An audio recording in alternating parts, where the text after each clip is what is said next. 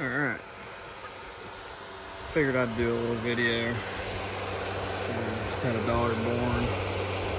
Out here playing on the farm. And figured I'd just do a quick video. My GoPro's acting up, so I'm just shooting one with my cell phone. So this is a little hangout I have. I thought I'd go over a little video with, like, as a novice, maybe to some other novices, what should you take for enduro or trail riding, whatever, with you for woods riding for a beginner. So I made a mistake. I didn't have a lot of this gear when I started really hitting trails away from the house. And it's starting to storm, which is great. So see what we can get through here.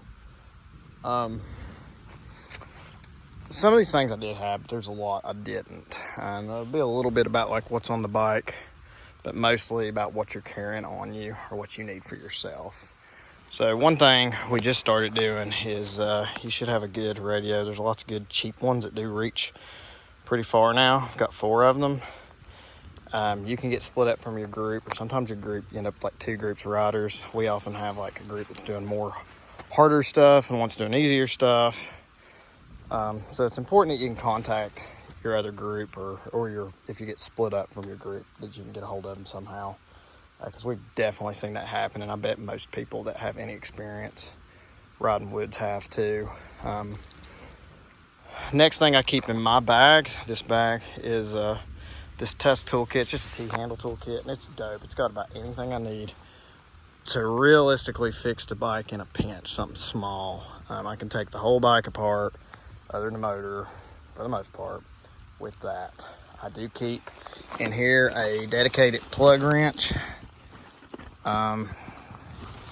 and a chain brake tool, and master link pliers. Just to keep things easy, I keep some electrical tape as well, just because.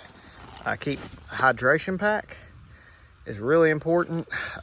This is just an enduro bag, a woods bag from Fox. I love it. My wife got it for me. But it carries a hydration pack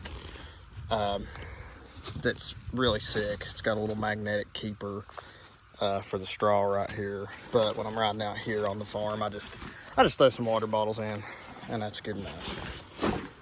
I keep a tripod in here for the GoPro that's jacked up, but I don't really use it much because I'm not that good. I keep a spare pair of gloves because you're crazy. They can get sweaty and muddy and trashed really quick. So I keep a spare pair. I run tubeless on my bike, so I keep a plug kit because I can fix most of my leaks as long as I don't puncture the high pressure seal, which I can still get back to the truck if I do. And I keep a pair of clears because if you get stuck out in the dark or it gets really cloudy, like now it's not that bad, but if it got a lot darker, you wouldn't really want the tinted lenses. Yeah, I mean, this is some really simple stuff. This is not heavy on my back. I'm not a really big guy, and none of this wears me out carrying this. And keep a snack in here as well. This is a nice pack, so if you got hurt, stuck, you open it up. It's nice and bright orange. Yeah, the big thing is the hydration pack, man. You get so dehydrated, you have no idea how much adrenaline you're just cranking through when you're out riding, especially as a novice. Like, everything's new. You're probably not good at little surprises you're gonna see on the trail, and you're gonna sweat like a psychopath. I cannot even feel this tool pack in my back because the backing is padded really good, and I don't even notice it. Moving on, let's look at the bike a little bit. So we got the helmet, got gloves, all that.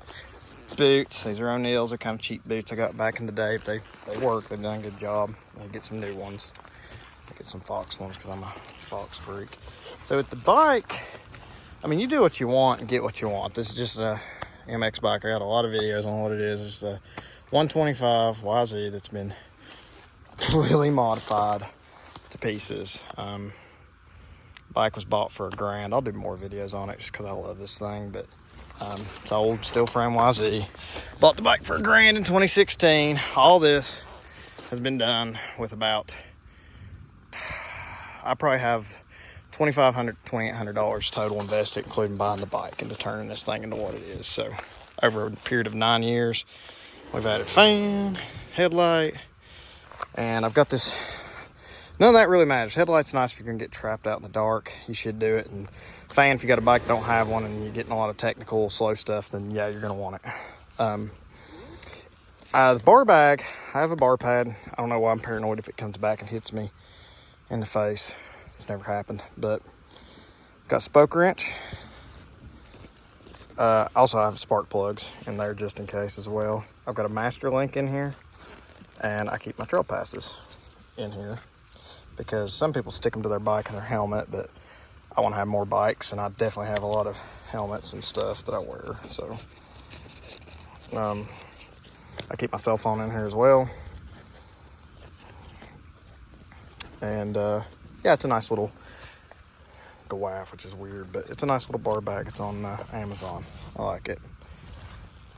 So that kind of covers it, you know, on the bike. I would get, the bar bag's nice, and maybe on the other setup stuff, I like the full wraps. And a lot of pros don't run them, whatever, but I have nailed these on so much stuff and have definitely saved me. The tug straps are pretty much a must. I've drug my bike up some horrific stuff after wrecking or whatever, and other people have helped me as well.